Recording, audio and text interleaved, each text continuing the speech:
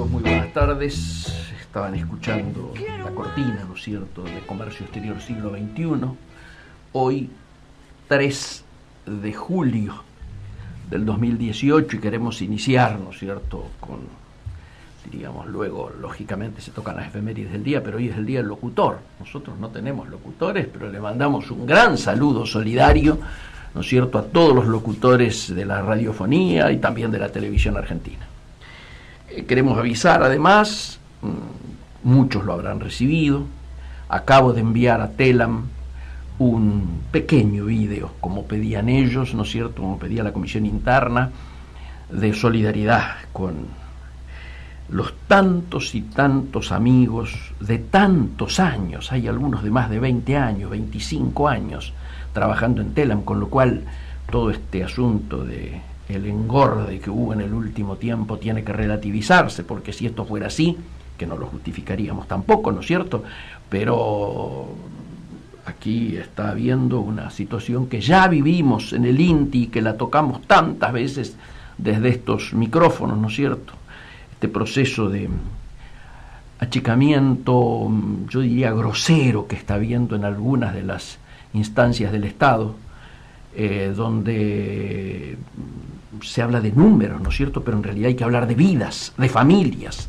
que pasan angustiantemente, luego de muchos años, a la situación de desocupados, cuando además, como lo hemos dicho aquí, desde el ingreso al stand-by del Fondo Monetario Internacional, lo que se viene, y ya empieza a verse, es que empieza a haber destrucción también de puestos de trabajo y de fuentes de trabajo en el sector privado, ¿no es cierto?, obviamente producto de una recesión que nadie niega, ni siquiera el propio gobierno, lo ha dicho Sica esta semana y lo han repetido varios de los funcionarios de gobierno.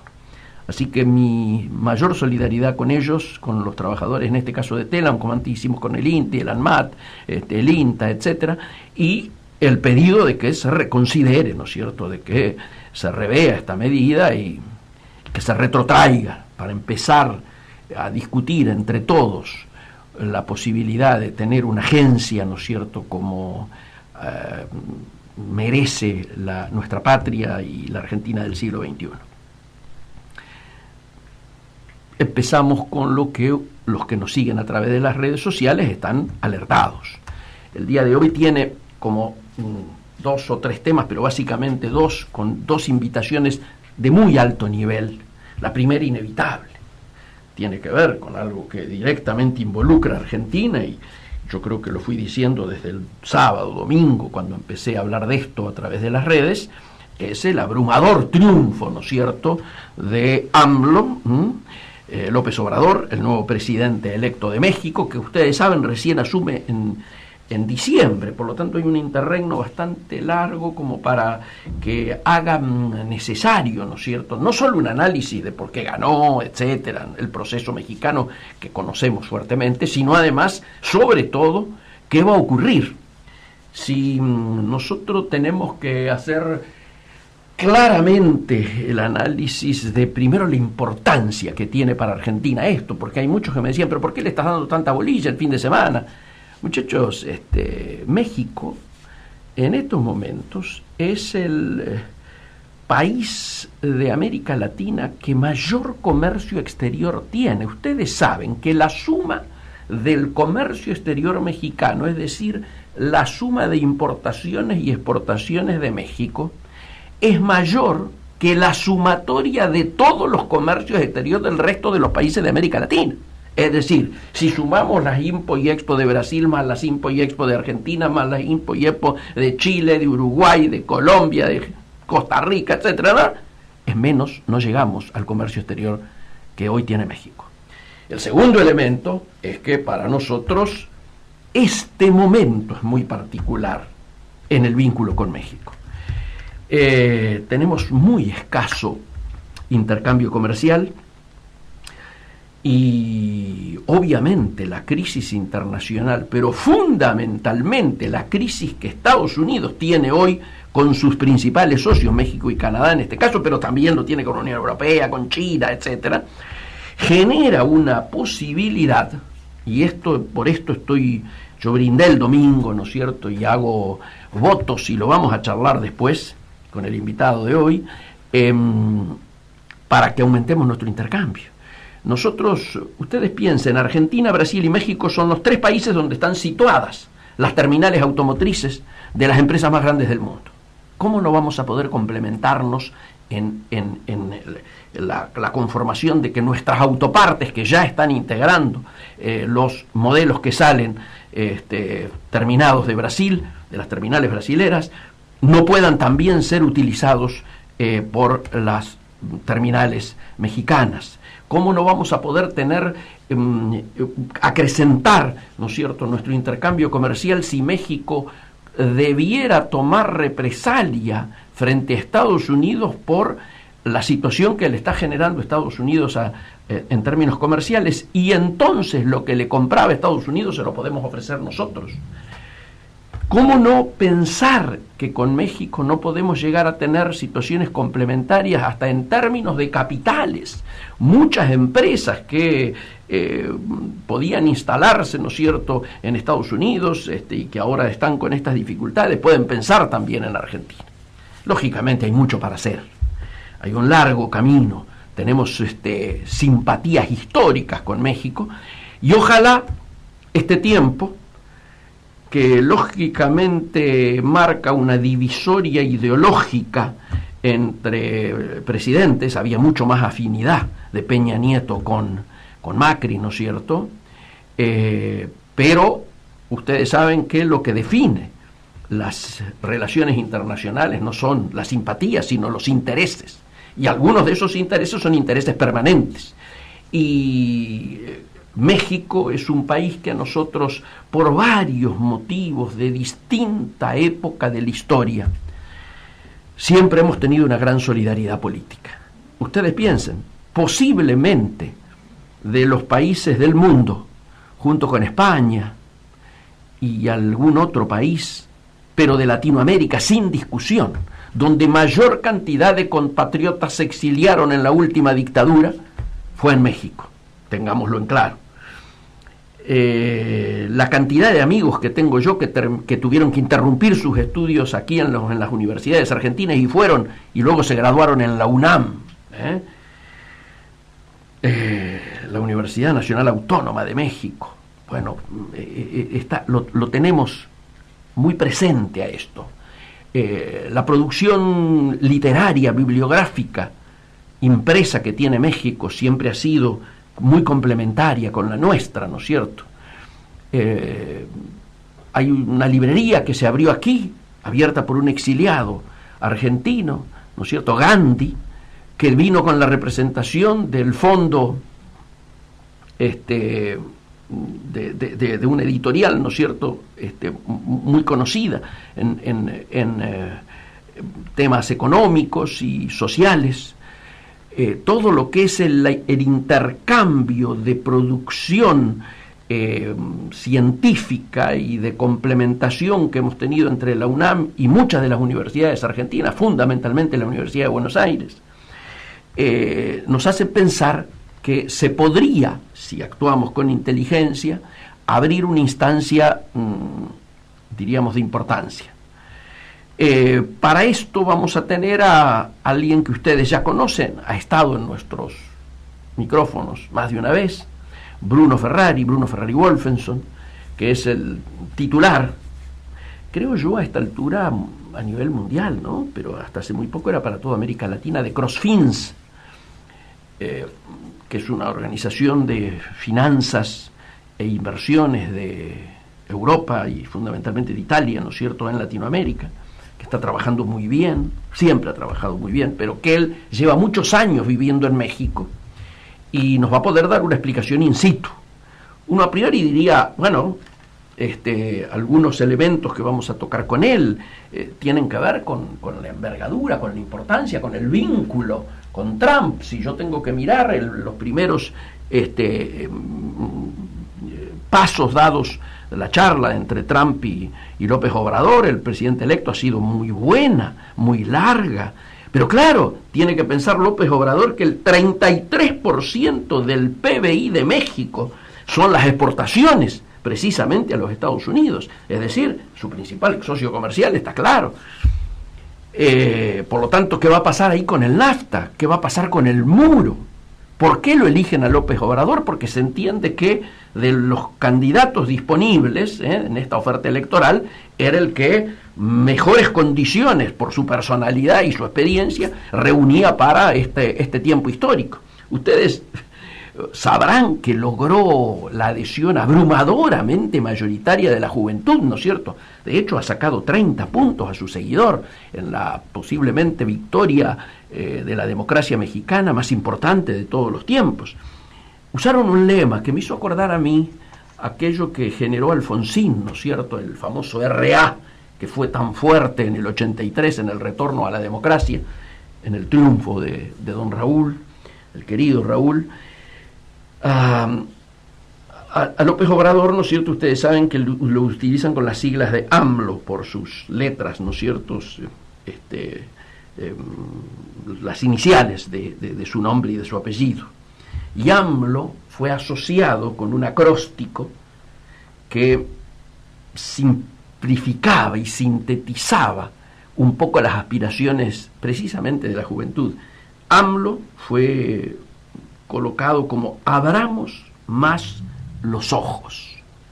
¿Y a qué se refería? Al eje de la campaña. El eje de la campaña fue contra la corrupción y contra el narcotráfico, contra la droga. Ustedes saben que ahí se votó hasta con muertes ese día, o sea, mueren habitualmente por causas de la violencia y causas de la droga, ¿no es cierto?, que está instituida en muchos de los estados mexicanos, bueno, y de las acusaciones de corrupción ni hablemos. López Obrador precisamente se diferencia de estas dos cosas y planteó el eje de su lucha contra esto. ¿Por qué lo puede hacer? Y lo puede hacer por el ejemplo.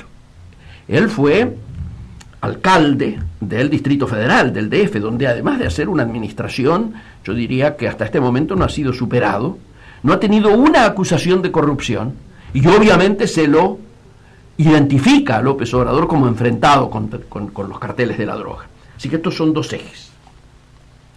Para la segunda hora, además de nuestras columnas habituales, digamos, vinculadas a las efemérides, vinculadas a sus marcas, etcétera, queremos poner el acento en la principal preocupación hoy, después de haber entrado al fondo, después de estar bajo el paraguas del stand-by, que es la defensa del empleo. Lo que decíamos hoy, ¿no es cierto?, en relación a lo de Telam, que también genera que no solo en el sector público, sino en el sector privado haya destrucción de puestos de trabajo, obliga a cuidar mucho el empleo. ¿Y dónde está el gran empleo? El 80% del empleo en la Argentina está en las micro y en las pymes. El gobierno, que sabe esto, ha tomado algunas medidas. Yo digo, ojalá alcancen, ¿no? Pero claro, allí mismo se ve la primera, diríamos, condicionante que un acuerdo como el del stand-by genera en relación al Fondo Monetario. El reclamo de las pymes es que con tasas del 50 o de casi el 60, como se vivieron ayer para este tema de reconquistar las LEVAC y evitar que se vaya ese dinero al dólar, ¿no es cierto?, se hace imposible cualquier actividad productiva. Yo decía, hay una sola actividad que supera esa rentabilidad, que es el narcotráfico, pero actividades productivas, genuinas, no hay ninguna. De hecho, uno hace la figura de que a esta altura abrir fuentes de trabajo o cerrar las que uno tiene en funcionamiento para abrir financieras casi hasta sería una determinación inteligente. ¿Cómo se hace con tasas de arriba del 50, 60% para sostener cualquier actividad productiva? ¿A cuánto se descuentan los cheques en el interior, por ejemplo, hoy? Bueno, dentro de las pymes y de las micro hay un especialista en microfinanzas que también alguna vez lo tuvimos aquí visitándonos en estudios y que yo creo que está en Argentina posiblemente ubicado en el top de esta temática, que es el amigo Juan Padilla. Ha trabajado en cientos de lugares vinculados a las microfinanzas, integra organizaciones de primerísimo nivel que trabajan en esto, está relacionado con todo este mundo, yo diría desde hace décadas.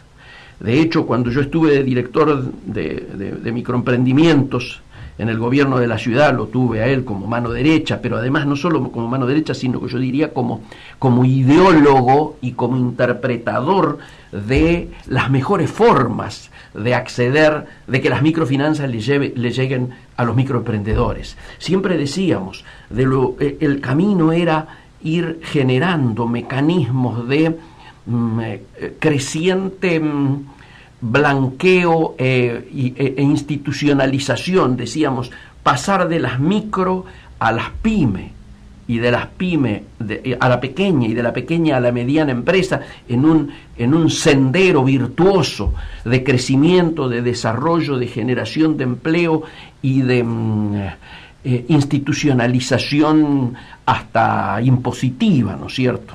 Por eso hablaba de blanqueo. Y para esto el Estado es clave, no solo en la elaboración de políticas, sino también en el rol que juega la banca pública al respecto. En aquel momento lo hicimos a través del Banco Ciudad. Creo que algún programa de esto se sigue haciendo en el gobierno de la ciudad. Nosotros con Padilla en aquel momento generamos un aumento de los créditos. Estaba Cristina López también allí trabajando, con quien se trabajó muy fuertemente, Leandro Alonso, Ariel Rudinstein, un equipo de primera, que yo me fui, cuando terminó mi gestión, de hecho de allí pasé a la Secretaría PYME del Gobierno de la Nación, ¿no es cierto? Porque claro, pudimos desarrollar bajo la égida, ¿no es cierto?, de otro especialista, prócer, diríamos, de una temática más amplia, ¿no es cierto?, que don Rafael Kuanov, que aprovechamos aquí, le mandamos a todos ellos desde acá un saludo afectuoso y reconocido. Ellos eran los que sabían, a mí me tocó gerenciar este tema, ¿no es cierto? Me parece importante entonces que hoy pongamos el acento alrededor de qué se está haciendo en este tema. Yo sé que la designación de Dante Sica ha generado mucha expectativa, tal vez más en las pymes que en las micro, pero igualmente la temática está sobre la mesa y nos interesa que podamos darle una vuelta con Padilla para ver no solo el estado del arte de esta temática, es decir, dónde estamos parados, sino ver qué impacto puede haber sobre ellas en esta situación de recesión en la que ya hemos iniciado. Todos los números de lo que hemos visto en estas últimas horas y estos últimos días están indicando que ya estamos en estado de recesión. Como siempre decimos, hemos pasado de un crecimiento, ¿no es cierto?, que se venía amesetando, que cuando se produce la corrida, ese crecimiento se transforma rápidamente en estanflación, o sea, esta alta inflación con estancamiento, pero que ni bien se define que vamos al Fondo Monetario, que volvemos al fondo, y dentro de las herramientas del fondo y las alternativas que el fondo nos planteaba, elegimos la más dura, que es el stand-by, y de los stand-by que Argentina ha tenido en su historia, este es el más duro, por más que se lo pretenda maquillar como que este es otro fondo, como que fíjense la sensibilidad social que hace que haya un mecanismo para que en caso de que la afectación a los sectores sociales sea la que lógicamente se sabe que va a ocurrir, se pueda ampliar el porcentaje, ¿no es cierto?, de dedicación presupuestaria para auxilio de los sectores más perjudicados. En función de todo eso es muy clave saber cómo en situación de fondo y bajo la tutela, entre comillas, y el control y la pérdida de autonomía que implica para la toma de decisiones nacionales estar con el control y el tutelaje del fondo, ¿qué se puede hacer? ¿Qué se piensa que se va a hacer?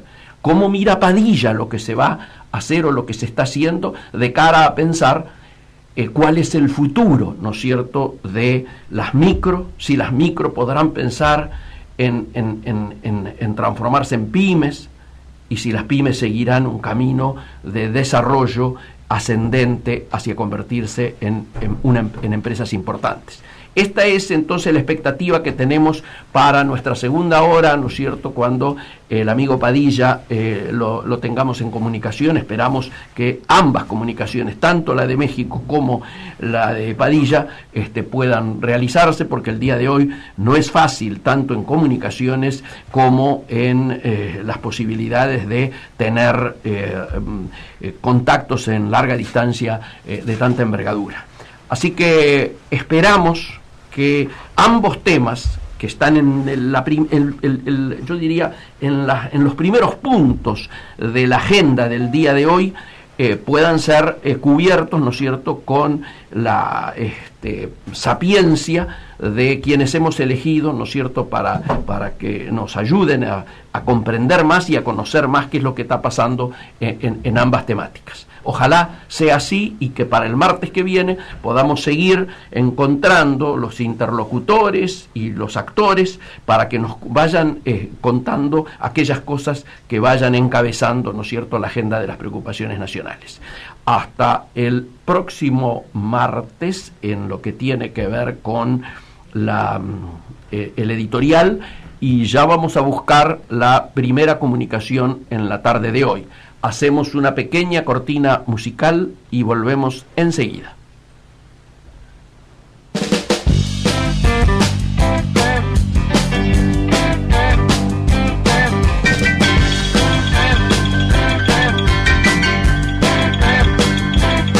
Bueno, sí, sé que tú planeas ir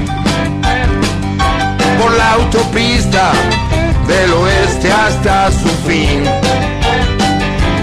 Andarás bien por la 66.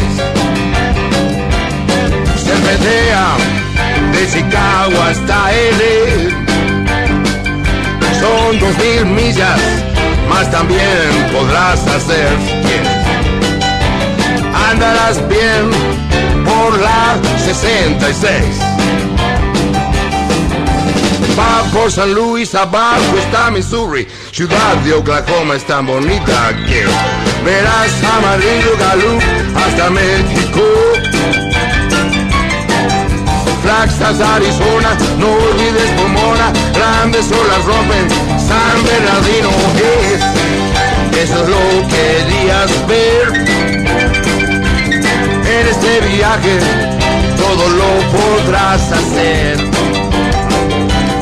Andarás bien por la 66.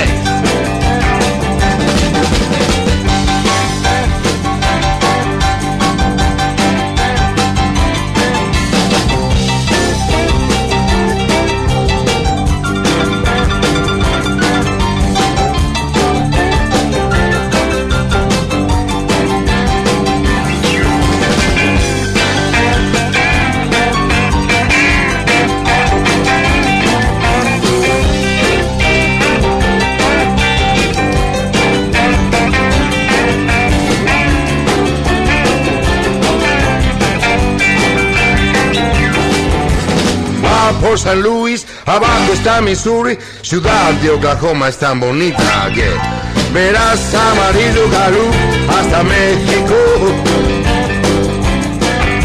Flagstaff, Arizona, no olvides Pomona, grandes olas rompen San Bernardino. Eso lo querías ver. En este viaje todo lo podrás hacer. Andarás bien por la 66. Andarás bien por la 66. Andarás bien por la 66.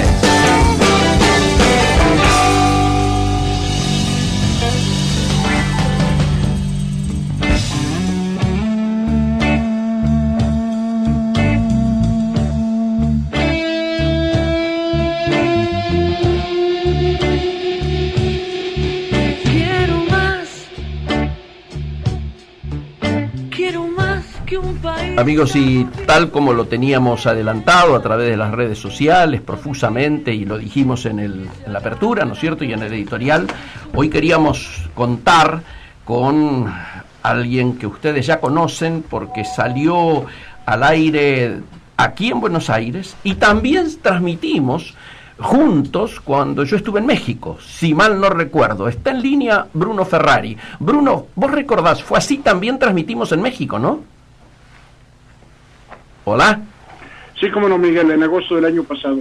Pero qué buena memoria la tuya, qué buena memoria la tuya. Se te escucha perfecto, Bruno. No sé si me escuchan bien. Escuchamos perfecto está saliendo al aire. Ok, gracias. Bruno, ¿te imaginas, ya lo he dicho yo y lo hemos adelantado a través de las redes, en Argentina hay gran expectativa? De hecho, ayer hubo una de las primeras comunicaciones de esta región que tuvo el presidente electo allí en México, fue con el presidente Macri, por llamado de Macri, que estuvo un poco más feliz que Piñera lo llamó una hora antes del partido de México, ¿no es cierto?, en el cual México fue eliminado, y empezó deseándole suerte a México. Con lo cual aquí ha quedado reflejado, diríamos, ambos llamados, ¿no es cierto?, obviamente junto con el llamado y la charla que ha tenido con Trump. A mí me gustaría primero un análisis tuyo de el proceso en sí, pero más que lo histórico, lo que hay mucho interés en Argentina es que podamos hacer una lectura de qué va a pasar. Y en ese qué va a pasar yo pondría el acento, para dejarte hablar libremente, en dos ejes. El primer eje, el vínculo con Trump. Y el segundo eje, la posibilidad de mejorar las relaciones y el intercambio, por lo tanto, de México con Argentina y con la región. Adelante. Bueno, muchísimas gracias. Digamos que el desear suerte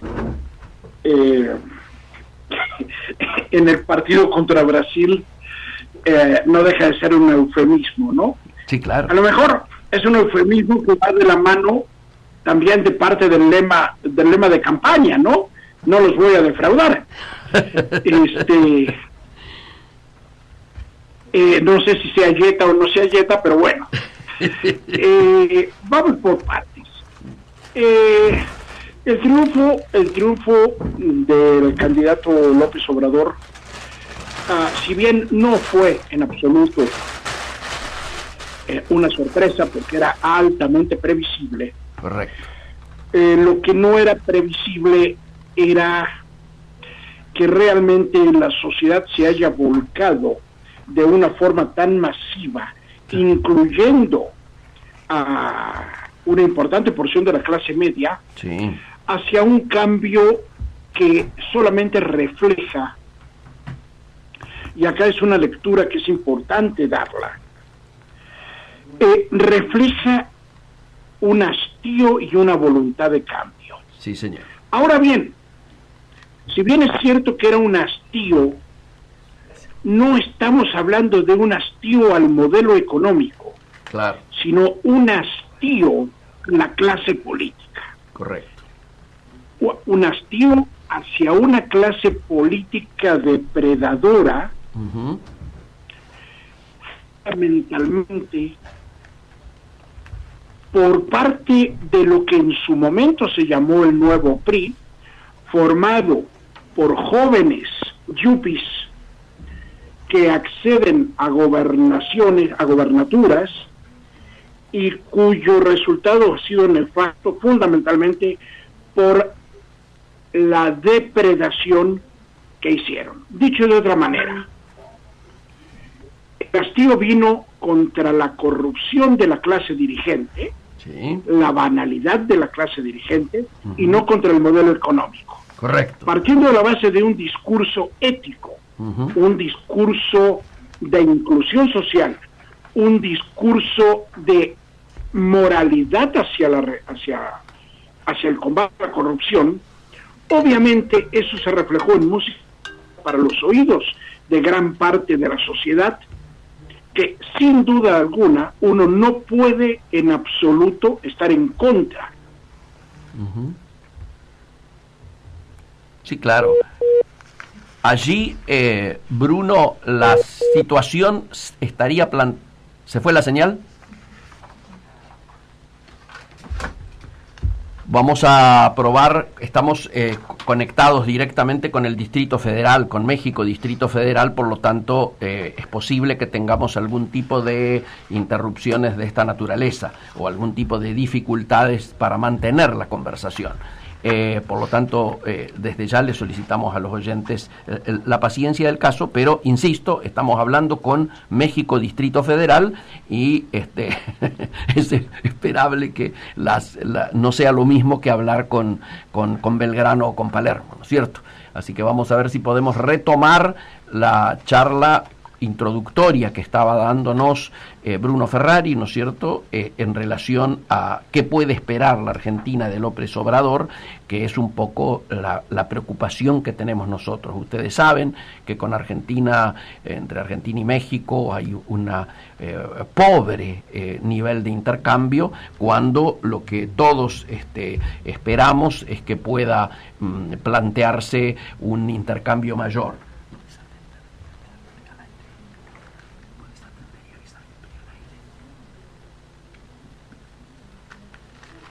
Esa es nuestro. Allí parece que hemos retomado el tema con el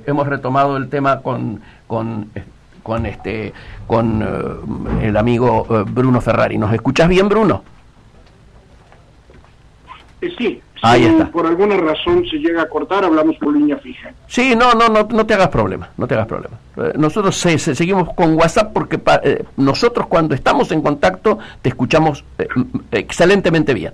Estabas desarrollaste hasta el hecho de el tema básicamente de una apelación moral y por otro lado de una situación en la cual diríamos no había un repudio al modelo abiertamente, sino a la depredación que particularmente algunos CEOs habían hecho en relación a lo que fue sus gobiernos a nivel local. Sí, pero no hablemos de CEOs, hablemos de políticos. Yuppies, habías dicho vos.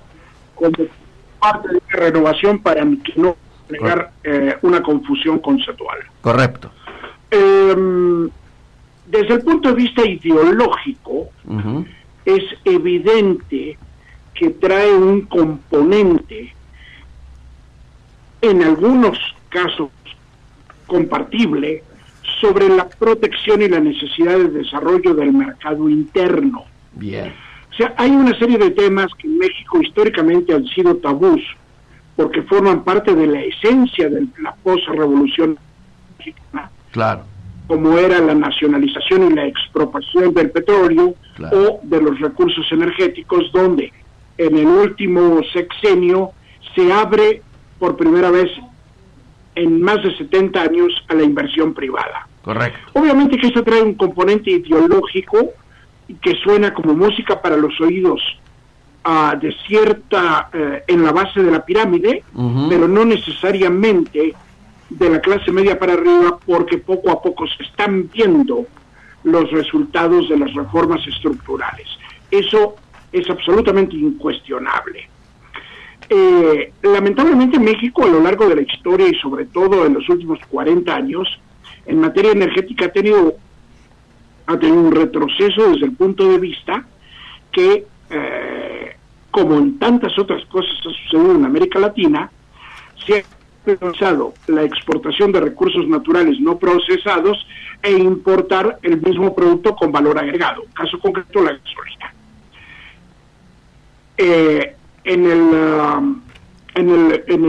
el escenario internacional de la fluctuación petrolera y teniendo en cuenta las oscilaciones, obviamente que México no podía, siendo una economía global e integrada, permanecer ajeno al cambio de los precios en el combustible, claro, que importaba, más aún teniendo en cuenta el componente impositivo que tienen los combustibles, aquí y en otros tantos países. Sí, señor. Entonces, obviamente, el famoso gasolinazo, el incremento del precio de la gasolina, no necesariamente por el cambio de condiciones en el sector internacional, sino por la quita del subsidio que afectaba a las finanzas públicas, obviamente trajo un descontento mayor, convirtió en la piedra angular de una campaña. Ya. Ahora bien, más allá de lo ideológico y de lo demagógico, hay que ser prácticos. Y el presidente electo es un hombre profundamente pragmático, tan pragmático que ha logrado conformar su equipo y su movimiento político con con bloques de otros partidos, pero en el fondo, y aquí es donde viene el análisis sutil, su movimiento actual, lo único que está haciendo, está recomponiendo con otro gorro, con otro vestido.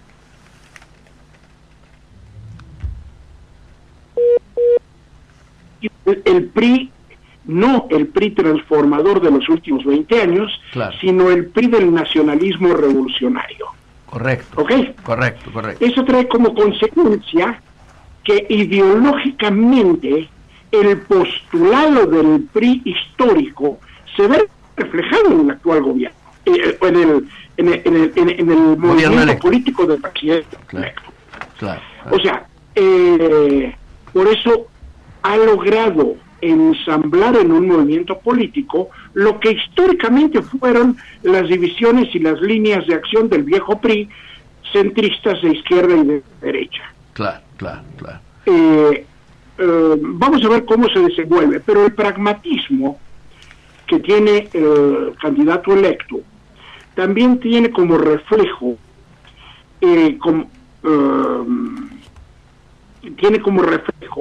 la necesidad de no aislarse del mundo, sobre todo con un país, con Estados Unidos, con el cual hay 3.000 kilómetros de frontera y representa más del 70-80% del comercio exterior nacional. Correcto. En ese sentido, yo creo que sobre la base de la coherencia conceptual nacionalista, tanto de Trump como del presidente electo, sí, probablemente el diálogo pueda llegar a ser menos ríspido que el que existía hoy. Increíble, ¿no?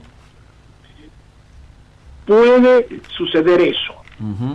Digo, si bien es cierto que en el norte tenemos una persona que no se caracteriza por mantener un comportamiento ortodoxo, sino que todo lo suyo es absolutamente oscilante, sin duda alguna, creo que ese nivel de obsesión que cada uno de ellos tiene por las cuestiones nacionales puede llegar a generar un diálogo menos ríspido. De hecho, ahora bien, de hecho parece no que nos olvidemos de que México, perdón. De hecho, parece que la charla fue tan buena que algunos de los mercados han empezado a reflejar cierta expectativa. Por ejemplo, acá ha llegado la noticia hace un rato de que se ha revalorizado el peso mexicano en relación al dólar y que se ha recuperado algo la caída de la bolsa que hubo en el día de ayer. Sí, a ver, los mercados son sensibles y siempre se adelantan, claro, a la realidad económica. Correcto. ¿Por qué se revaluó o por qué dejó de caer, que no es lo mismo, sí, el tipo de cambio el día domingo y lunes? Por una sencilla razón, porque se le quitó el componente de incertidumbre. Correcto. O sea, es un tema de expectativa. Sí, señor. Número 2, hoy a las 11 de la mañana, o sea, hace una hora, ya el presidente Peña Nieto se reunía con el presidente electo. Muy buena señal. El presidente electo, pese a ser un acérrimo enemigo, sí, claro, de el sistema encabezado por el presidente Peña, sí, sin embargo, reconoció abiertamente la transparencia, claro, y la gerencia del presidente en funciones para tratar de erosionar su campaña, ¿ok? Sí, como sí, había sucedido en el pasado. No nos olvidemos que es la tercera vez que el presidente electo es candidato, claro, sin duda alguna, a lo largo de los últimos 20 años, si hay algo que se le puede reconocer es la constancia. Sí, claro. La constancia y una fuerza inquebrantable para tratar de llegar al poder, o un poder que él considera es el que le va a permitir realizar una transformación en el país. Bien. Creo que creo que los retos son muchos. Sí. Pero sobre todo es cómo conciliar en la práctica lo que ha sido el discurso de campaña. Correcto. Ustedes en Sudamérica han vivido en forma, diría, en forma dolorosa, el hecho de poner en práctica algo que mal llamado como son los planes trabajar. Sí. Ok, entonces, yo creo que aquí el primer presidente de México, don Guadalupe Victoria, dijo la patria es primero. El candidato electo o el presidente electo ya ha dicho primero los pobres. Okay. Para lo cual va a establecer un sistema de becas y de subsidios a la gente que no trabaja, a los estudiantes que no tienen otros ingresos, etcétera, de características, no digo simétricas, pero conceptualmente similares a lo que han tenido ustedes por allá. Ya. El problema es de dónde va a salir el dinero sin incrementar el déficit fiscal. Correcto. El argumento político es de que eso se va a financiar con el dinero que se ahorra de la corrupción. Digamos, declamativamente suena lindo, muy sano, declamativamente es plausible, sin duda alguna. Sí. El tema es que en lo pragmático no sé si las cosas puedan implementarse de una forma tan sencilla. Correcto. Pero más allá de eso, el tema pasa por decir, número uno, prioridades. ¿Cómo se define el Tratado de Libre Comercio de América del Norte y Canadá? Sí, señor. Para lo cual, desde mañana, el presidente electo, de común acuerdo con el presidente actual, ya incorpora parte de sus equipos técnicos al equipo de negociador entre ambos países. Muy bueno. Lo cual es una muy buena señal. Muy bueno. Es una muy buena señal. Ahora bien, tu pregunta era, ¿qué puede pasar en la relación del comercio de México con Sudamérica, con el Mercosur, con Argentina, con Uruguay? Sí, señor. Las medidas proteccionistas del presidente Trump han traído coletazos no esperados en la economía americana. Sí, señor. Y sobre todo en sectores sumamente sensibles. El más sensible y el primero que se ha rebelado contra las medidas del presidente Trump ha sido el sector lácteo. Así es. ¿Por qué? Porque México representa más del 25% de el volumen del sector lácteo de los Estados Unidos.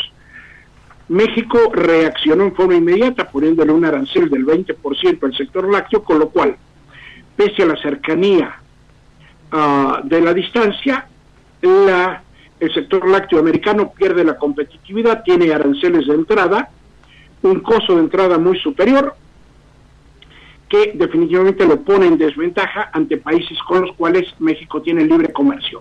Una economía abierta, una economía de 44 tratados de libre comercio con el mundo, que sin duda descoloca al sector lácteo americano. Pero no solo al sector lácteo. El tema, ¿qué pasa con el resto de los alimentos? Bien.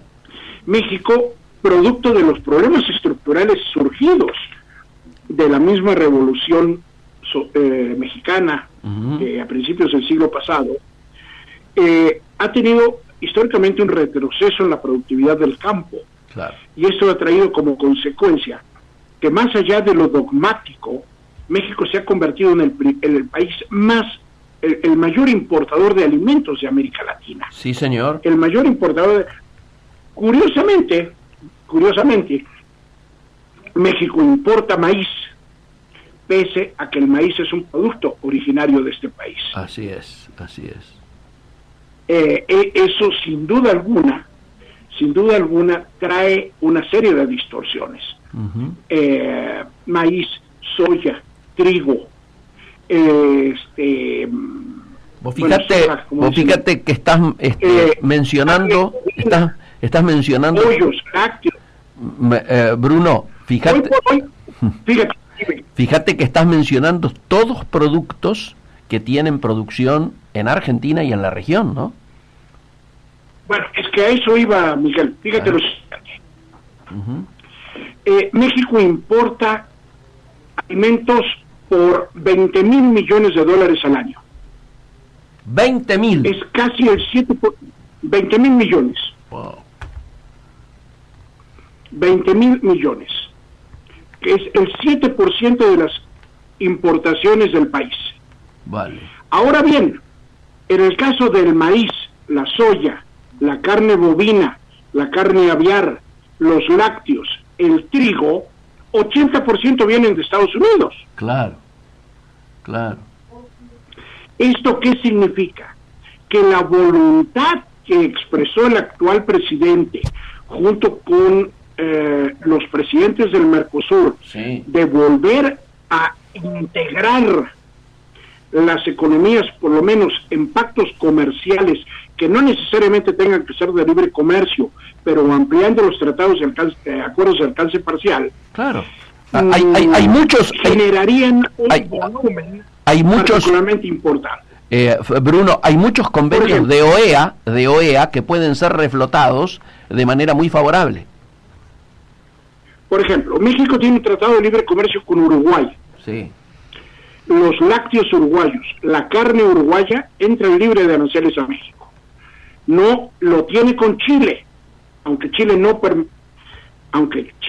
es un país en Mercosur, sí tiene un acuerdo de alcance arancelario con el Mercosur y también forma parte de la Alianza del Pacífico, Claro. con lo cual el mercado está totalmente liberado. Claro. En el caso de Argentina, Argentina fue el cuarto socio comercial de México en América Latina. Sí.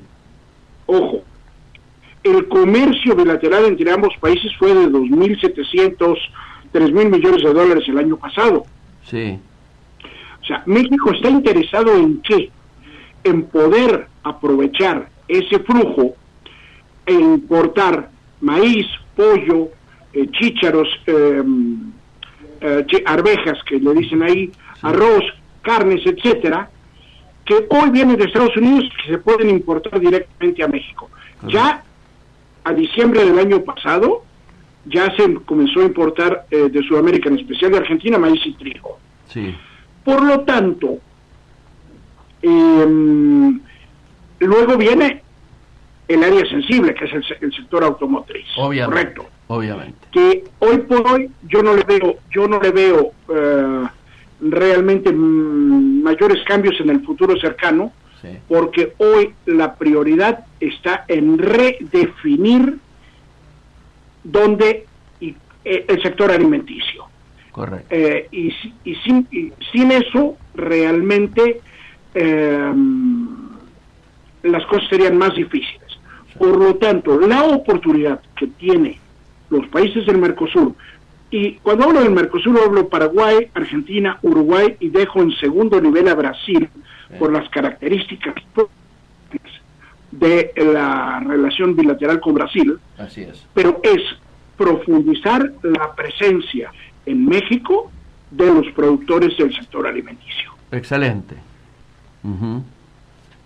Ahora bien, el Mercosur tiene un reto, y tiene un reto que lamentablemente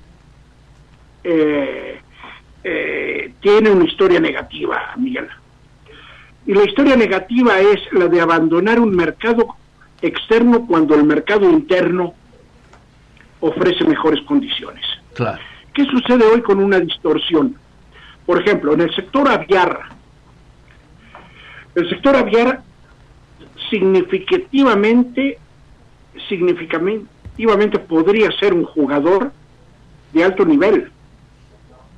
Pero el sector aviar argentino no tiene ningún interés, por ejemplo, digo argentino, no estoy hablando en este caso de Uruguay, Claro. o de Brasil. La parte de más valor en el sector aviar es la pechuga del pollo. ¿Con qué estímulo el productor puede salir al mercado externo a vender a $1,200, $1,300 la tonelada, cuando el mercado interno de la Argentina la paga $3,000? Real. Ok, entonces, ¿qué sucede? La política de presencia en el mercado externo no puede tener vaivenes. O sea, no es que voy a ir a golpear la puerta a ver quién me compra cuando me va mal en el mercado interno. Correcto. Aquí es donde viene la necesidad del establecimiento de una política formal de expansión comercial más allá de los vaivenes. Total acuerdo. Porque mercado que se pierde, tarda una década en recuperarse. Por supuesto, siempre solemos decir que es más fácil conseguir un nuevo mercado que recuperar uno perdido. Ahí tienes un caso concreto, el sector lácteo. Claro. El sector lácteo argentino ha perdido presencia en México en una forma verdaderamente lamentable. En cambio, el sector lácteo uruguayo tiene una presencia verdaderamente contundente en el mercado mexicano. Correcto. Bruno, nos queda un minuto. Danos un mensaje final de expectativas en relación al futuro gobierno. Bueno, las expectativas son sería demasiado irresponsable en fijar una expectativa cuando todavía no han pasado 48 horas de las elecciones. Yo creo que el presidente electo tiene un reto histórico, que es el de continuar la inserción de México en el mundo, con el fortalecimiento del mercado interno, pero sin duda sin olvidar el mercado externo. México no puede perder lo que significaron 20 años de apertura económica para tener libre comercio con 44 países. Bien. El verdadero reto es fortalecer la economía interna, manteniéndose en el mundo con justicia social, pero una justicia social basada en el incremento de oportunidades y no en el reparto irresponsable de los recursos fiscales.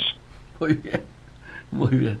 Te reagradecemos, Bruno. Realmente ha sido una suerte poder tener este contacto contigo, así en caliente, como vos bien decías, a menos de 48 horas de haber finalizado la elección, y lógicamente estamos tremendamente agradecidos. Desde ya que vamos a volver a molestarte para monitorear cuando se conozcan los equipos, cuando se afiancen las políticas y cuando se sepa verdaderamente... El presidente electo creo que como una forma de dar certidumbre a los mercados, anunció el gabinete que lo va a acompañar antes de ser electo. Excelente. Bueno, caso raro. Si quieres, con mucho gusto lo comparto. Sí. Podemos compartir contigo. Sí, señor. Y te agradecemos y te despedimos hasta el próximo contacto. Fuerte abrazo y muchas gracias. Va a ser un gusto, Buenas tardes. Amigos, ustedes escuchaban cuando sonaba la señal de las 3 de la tarde aquí en Argentina, y nosotros tenemos que irnos al intervalo a Bruno Ferrari Wolfenson directamente desde el Distrito Federal en México.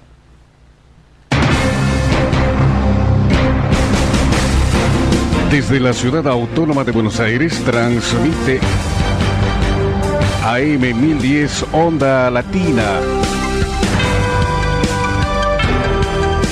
Sonido e imagen hacia los 4 puntos cardinales del planeta Tierra. El día está lleno de sucesos que pueden interesarte. La radio te informa. Condenaron a prisión perpetua a Nair Galarza. La justicia de Gualeguaychú condenó a la joven Nair Galarza a prisión perpetua por el crimen de su novio, Fernando Pastorizo, ocurrido en diciembre pasado en la ciudad del sur entrerriano. La joven de 19 años, que no estuvo presente en el tribunal en el momento de la sentencia, fue considerada por unanimidad como culpable del homicidio agravado por el vínculo de pareja con la víctima. Noticias. El gobierno estudia nuevos impuestos para compras y viajes al exterior. El gobierno estudia aplicar un aumento en el impuesto a los pasajes aéreos al exterior y subir las tasas de interés por compras con tarjeta fuera del país para reducir el déficit de cuenta corriente que tiene el país, fue lo que anticipó el jefe de gabinete Marcos Peña. Noticias. Le robaron 1 millón de pesos a un empresario cuando lo iba a depositar en un banco de Trelew. Un empresario fue despojado por un motochorro armado de una mochila con 1 millón de pesos cuando se dirigía a un banco de la ciudad chubutense de Trelew para depositar el dinero. El robo se produjo en horas de la tarde del día de ayer en la esquina 9 de Julio y Rivadavia de la ciudad del Litoral Atlántico Provincial. En 60 minutos volvemos. En Onda Latina, paramos para comprar. Inicio espacio publicitario.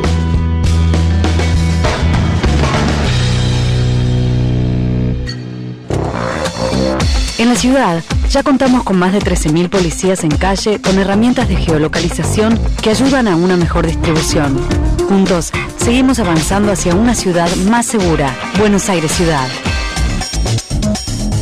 Estudio Jurídico Fernández y Pacheco. Honestidad y eficiencia. Especialistas en accidente de tránsito, familia y laboral. Avenida Corrientes, 1296. Quinto piso, oficina 56. Teléfono 4381-0519. 4382-1049. Visítanos en nuestra página web www.am1010ondalatina.com e interactúa con nosotros. ¿Qué es crecer para vos? Tener el auto que siempre soñé. Viajar a conocer el país de mis abuelos. Disfrutar la primera noche en mi propia casa. Abrir las cortinas de mi negocio todas las mañanas. Dormir a mis nietos con un cuento inventado.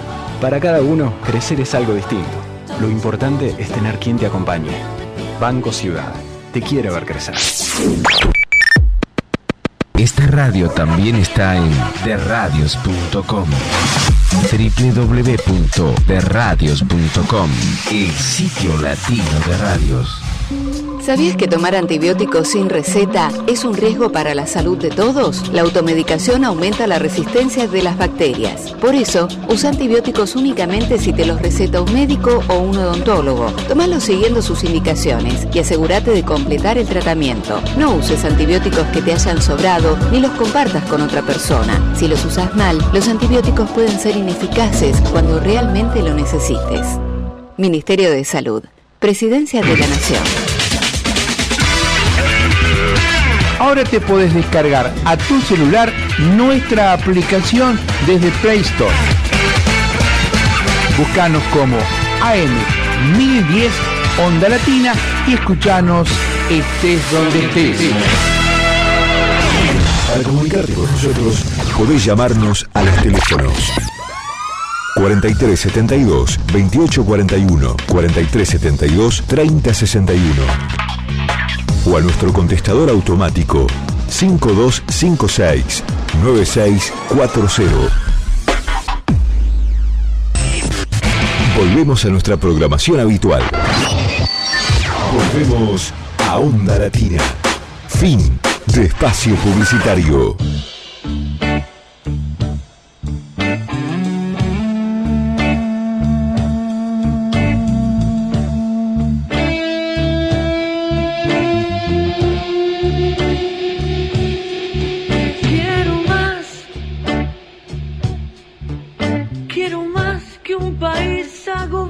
que no puede salir a vivir, que se agarra la cabeza y se asusta y solo piensa en huir, sobrevivir, quiero más.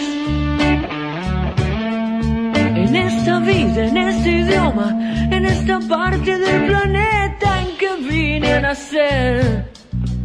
No soy mejor ni soy peor que los demás, solo lucho por dejar de correr hacia atrás. Quiero más que este andar miserable a 1 centímetro del suelo por no poder subir y usar una lamparita por la cuenta de la luz y morirnos por brillar como el sol. ¿Quién pagará todas las ideas? ¿Quién compra hermosas canciones y puede despejar su cabeza y en la noche inventar un simple poder?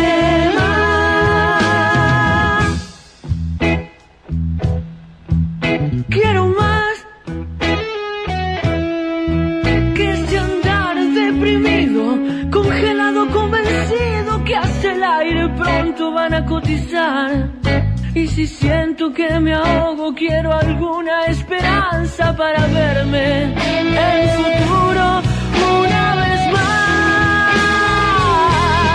¿Quién pagará todas las ideas? ¿Quién compra hermosas canciones y puede despejar su cabeza y en la noche inventar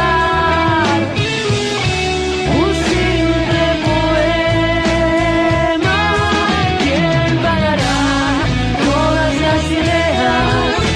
¿Quién compra hermosas canciones y puede despejar su cabeza y en la noche inventar un simple poema?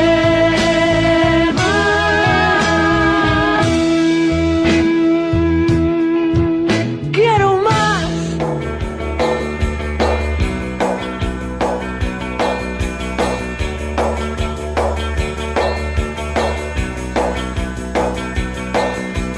Estoy loco, o ya no puedo entender.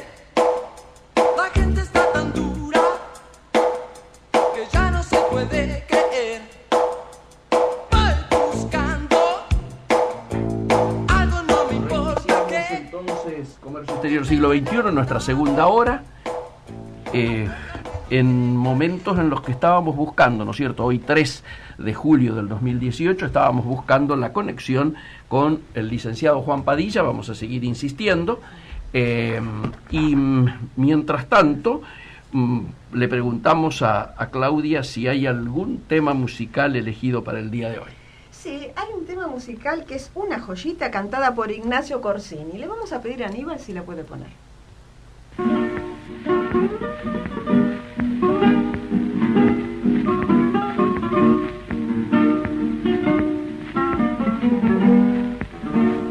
Y como estábamos haciendo el esfuerzo de ubicarlo al amigo Padilla, seguramente ahora sí nos está escuchando. ¿Puede ser, Juan?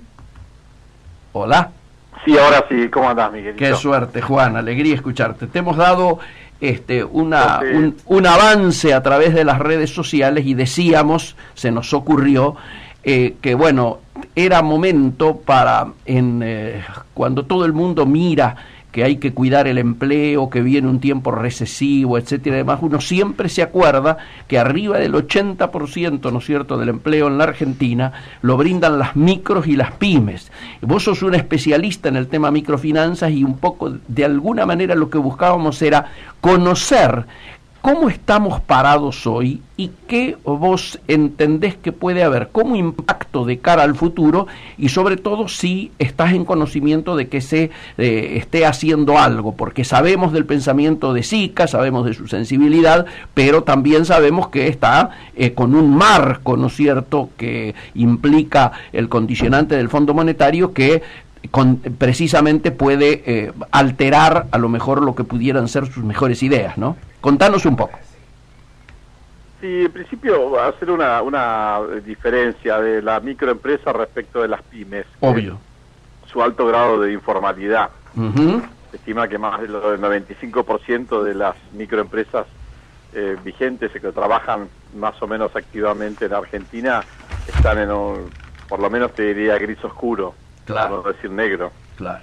Entonces en ese punto también hay una diferencia importante porque, digamos, son unidades de servicios, comercio o producción que prácticamente no podrían asumir el costo impositivo que debieran si pasaran a estar como responsables inscriptos. Desde ya. Es decir, hay una fragilidad bastante importante y por eso muchas veces se ha pensado que este no es un tema tan de economía, sino más de desarrollo social. Así es. Cosa que no comparto, pero que bueno, reconozco que hay una intersección ahí entre ambos ámbitos que tiene mucho que ver, porque una parte importante también de los microempresarios no tiene cubiertas sus necesidades básicas, ¿no? Así es, así es, así es. Yo creo que hoy, lamentablemente, con la altísima presión impositiva que hay, ese sector está fuera de la cadena de valor del Producto Bruto en Argentina. Su nivel de productividad es varias veces menor al de cualquier unidad de producción y hasta te diría, me animaría a decirlo en términos de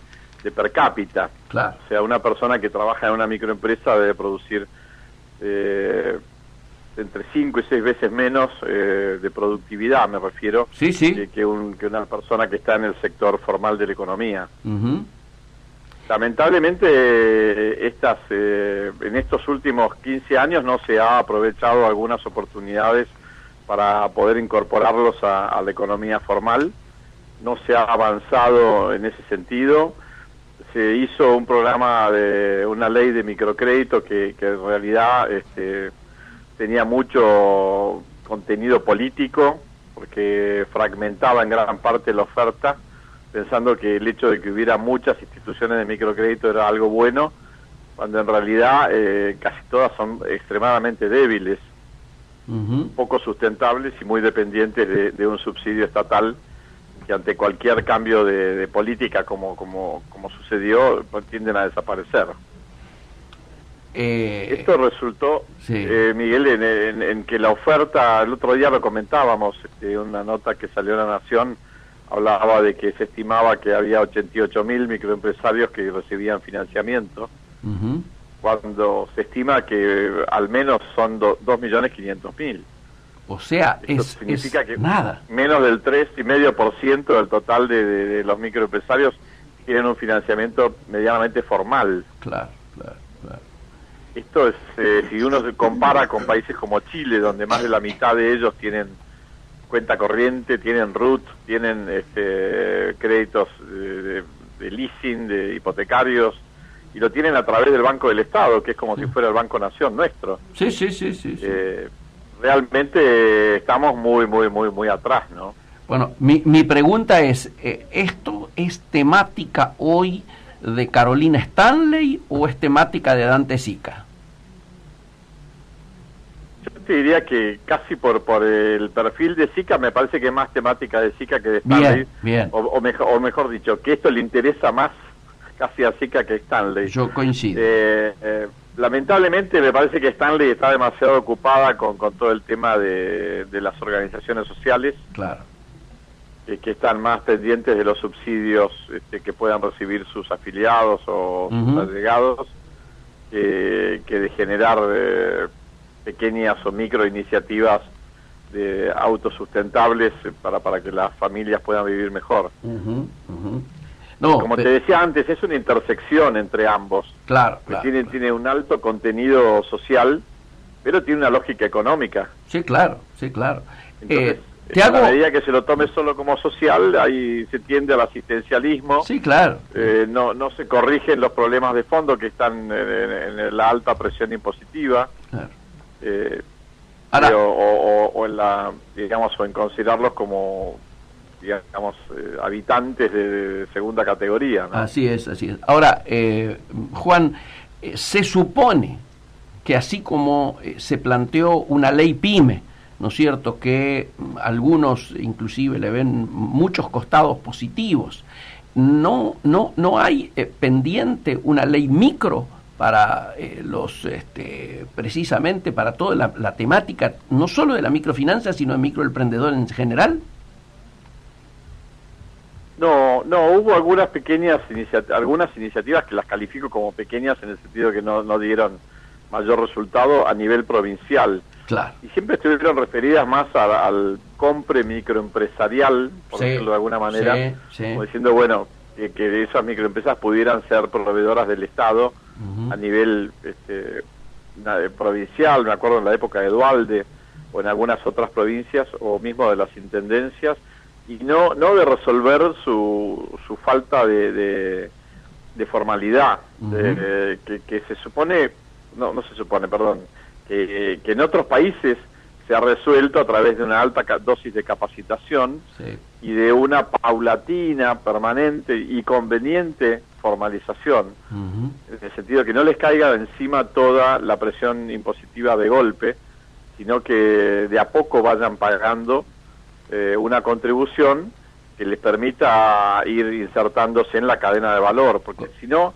termina siendo, la economía informal en el fondo es, digamos, a este nivel, de gente es venta de pobres a pobres. Correcto. Y no, prácticamente no hay relación entre las microempresas y las medianas empresas y las grandes empresas, y menos con el Estado. Sí, claro. Entonces es como el negocio o el proveedor que vende dentro del barrio, pero que tiene con muy baja productividad, muy baja tecnología. Sí. Hay un problema de capacitación en la gestión y hasta de inserción en el negocio principal. Sí. No, yo mientras hacía el editorial y de alguna manera iba adelantando la temática que íbamos a tocar, yo recordaba aquel equipo que habíamos armado en el gobierno de la ciudad, y con gente que ponía muy fuerte el acento, y yo diría hasta una suerte de militancia en la temática de los microcréditos, ¿no es cierto? Cristina López, Ariel Rubinstein, el chico Leandro Alonso, bueno, y lógicamente bajo tu égida, que de alguna manera eras el tipo que más sabía de esta temática por entonces, y que me parecía que había como una continuidad increyendo en la búsqueda de pasar a crecientes grados de formalidad de los porque al tener que recibir un microcrédito, ¿no es cierto?, que lo hacíamos a través del Banco de la Ciudad, ya ahí había un paso de formalización, pero en paralelo ustedes tenían una capacitación para cada uno de los adjudicatarios de ese microcrédito, ¿no? Es que, bueno, países como Colombia, Chile, claro, Perú, incluso hasta la misma Bolivia, sí, siempre se enfocó más en la parte financiera y no tanto en la gestión. El proceso de crecimiento y de incorporación de los microempresarios a la economía formal, claro, se ha dado de esa manera. Claro. Si no, es muy traumático y naturalmente se tiende a evadir. Y además, bueno, en Argentina el nivel de presión impositiva es tan alto que es un premio enorme la evasión. Y al mismo tiempo es una barrera de acceso a la formalidad. Sí, claro. Juan, visto que desde el Estado claramente no está habiendo una acción proactiva que por lo menos se note, ¿no es cierto? ¿Qué estás haciendo concretamente vos, que sé que estás moviéndote en este tema, como, bueno, por eso mismo fuiste consultado, ¿no es cierto?, por La Nación? ¿Qué estás haciendo hoy en lo concreto? Bueno, te confieso que no estoy trabajando tanto en microfinanzas, que tuve alguna charla con gente de Banco Nación que quería hacer un programa en serio, pero que después se diluyó el año pasado, con algunos cambios en el directorio. Sí.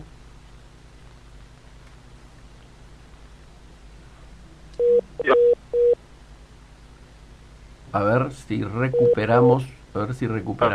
Ahí volviste. Perdón. Sí. Me dijiste que habías hecho unos intentos ahí en Banco Nación. Decía que me llama la atención que personas como Javier González Fraga, claro, que en su momento fue integrante de un consejo de administración de una entidad de microfinanzas, o Pablo Curat, director de Banco Central, que hizo estudios para la fundación que tenía Alfonso Pratgay, que se llamaba Andares, que están hoy en el gobierno, no estén, digamos, generando acciones concretas de financiamiento a la microempresa. Incluso el Banco Nación, de la mano de Jaime Pizarro, que fue el gerente general del Banco del Estado de Chile, un especialista en programas masivos de financiamiento y de capacitación a microempresarios. El banco, digamos, de la mano de Guillermo Francos, en la época de Guillermo Francos como presidente, el Banco Provincia tuvo un desarrollo importante, llegó a cerca de 40.000 microempresarios. Así es. Después se detuvo, en la época de Marangoni se detuvo, y ahora no, en la época de Curuchet no parece tener mucho interés en el tema. Sin duda. Realmente es una lástima, porque Argentina debería estar hoy poniéndose al día con este tema, con este segmento, digo, y realmente 80.000 microempresarios en financiamiento es realmente muy pobre. Sí, los bancos, digamos, estatales que tienen en sus directorios personas que conocen del tema, no terminan de concretar las iniciativas, sino terminan de impulsar programas importantes. Ahora, yo estuve bastante en contacto con ellos. Sí. Y lamentablemente veo como que no terminan de convencerse de que esto es importante. Ahora, acá cuando suele ocurrir que no hay ni proyectos de ley de envergadura, que no hay políticas que se logren impulsar desde lugares del Estado claves como esto que vos has mencionado, y donde además había programas de esta naturaleza y se han ido cayendo, frustrando o quedaron congelados. Hay una debilidad entonces claramente en términos de la representación. Evidentemente no hay gremiales empresarias que estén dándole la importancia, primero visualizando la temática y segundo dándole la importancia que tiene en este momento. ¿Qué pasa ahí? No hay ninguna de las organizaciones. Es fundamental, Miguel. Claro. Estás tocando un tema fundamental. Cuando en el año 98 creamos el FONCAP, estaba Eduardo Amadeo. Sí. Uno de los alineamientos que teníamos para fortalecer el sector era su organización social. Obvio. Era, de alguna manera, buscar una representatividad o una gremialización que pudiera ser la voz de los microempresarios. Y realmente hasta ahora no se ha conseguido tener representatividad. Las organizaciones que a veces se han nucleado no han pasado nunca de tener 300, 500 integrantes, y la verdad es que han sido también extremadamente débiles y en algunos casos efímeras. Creo que en ese sentido es un sector que no tiene representantes. Ahora, eso es muy grave. Muy grave. Porque... Muy grave, y creo que también es uno de los, digamos, alguna de las claves para poder asistirlo y para poder sentarlo a la mesa de las decisiones. Claro, porque el mismo gobierno o las áreas que debieran ocuparse dicen no tengo interlocutores. Vos sabés que muchas veces la política responde en función de las demandas, pero si las demandas no se hacen visibles, por más que todos sepamos que hay muchísimos microemprendedores y los ves en todos lados, actividad donde mires, hay microemprendedores, inclusive hasta en sectores privilegiados, donde viste, ahora muchas veces se confunde el microemprendedor con el emprendedurismo, ¿no? Que es una variante. Así es, que es una variante más sofisticada. Quiero hacer mención de eso. Yo creo que este gobierno se siente más cómodo sin duda con los emprendedores tecnológicos y con los que tienen un nivel cultural más alto, claro, que con los, digamos, con los muchachos del Gran Buenos Aires, empresarias de barrios y sí, claro. Sí, claro. Por una cuestión cultural, ¿no? Sí, claro, desde ya. Cuando tuve reuniones y con un excelente funcionario que ya no está, lamentablemente, Esteban Campero. Sí. Que estaba en el Ministerio de la Producción. Sí, fue uno de los primeros en irse. Sí. Bueno, pero vuelvo. Si no se hace algo para generar una organización que represente a las micro, las propias organizaciones de las pymes no podrían tener, así como la UIA que representa a la gran empresa tiene un departamento pyme, no habría que tal vez para acortar caminos armar un departamento micro dentro de las organizaciones pymes ya existentes. Sí, absolutamente. No creo que la UIA se vaya a interesar en este tema. Creo que la CAME. Claro, a eso iba, no me refería a la UIA, digo, claro. Sí. Pero me parece que CAME está moviéndose hacia el segmento. De todas maneras le cuesta mapearlo, le cuesta tener interlocutores válidos, ¿no? Por estar muy atomizado, pero me parece como que de a poco va siendo una voz que parcialmente representa a los microempresarios. Correcto. Ahora, hay un tema que ahora sí es de candente actualidad y que me imagino si les está pegando a las pymes, no quiero ni pensar a las micro. Estas tasas que se están alargando en el tiempo, algo que debería ser una cosa muy breve y para una emergencia. Ayer prácticamente se llegó al 60%. A un mes, tasas a un mes, Levac, etcétera. Yo entiendo, hay que evitar que eso se vaya al dólar y bueno, etcétera, pero objetivamente mirado desde la producción, y ni hablemos desde las que tienen las espaldas más débiles, debe ser una situación terrorífica, ¿no? Terrorífica y casi te diría que geométrica. Claro. O sea, porque si los que se tienen que fondear, de alguna manera los créditos para microempresarios tienen que ir a ese mercado donde la tasa pasa del 25 al 60 en 2 o 3 meses, sí. Imagínate. Sí, claro. Distribuir microcréditos es realmente muy caro, sí. Porque hay que tener una logística importante para después montos pequeños, montos muy pequeños. Claro. Entonces la tasa de interés que puede llegar a alcanzarse es usuraria prácticamente. Sí. Sin que esto implique un juicio de valor negativo o peyorativo respecto del que hace la distribución, ¿no? No, desde ya. Bueno. O sea, primero, vos tenés una mirada de que objetivamente se ha retrocedido en relación a algunas iniciativas que se estaban haciendo en el pasado. Segundo, ves que no hay una organización que represente y ni tome la bandera de esto con fuerza para que los requerimientos puedan llegar a tener algún grado de visualización.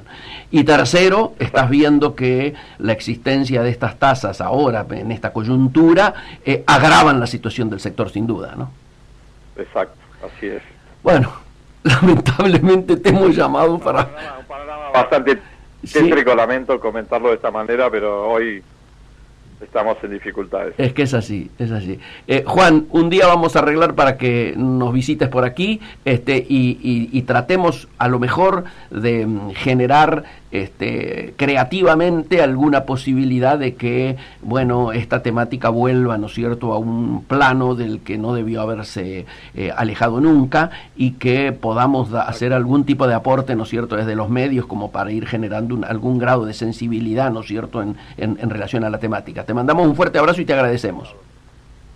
Bueno, gracias a vos, Miguel, un abrazo grande. Muchísimas gracias. Amigos, ustedes lo escuchaban, Juan Padilla, posiblemente el mayor especialista en microfinanzas, microemprendimiento, microcrédito de Argentina. Y retomamos con como les decía, que les traje esta joyita, un tanguito de Ignacio Corsini. Sí. En realidad él lo canta, porque el tango es de Enrique Maroni, y no le voy a decir cómo se llama, porque eso es una sorpresa. Adelante.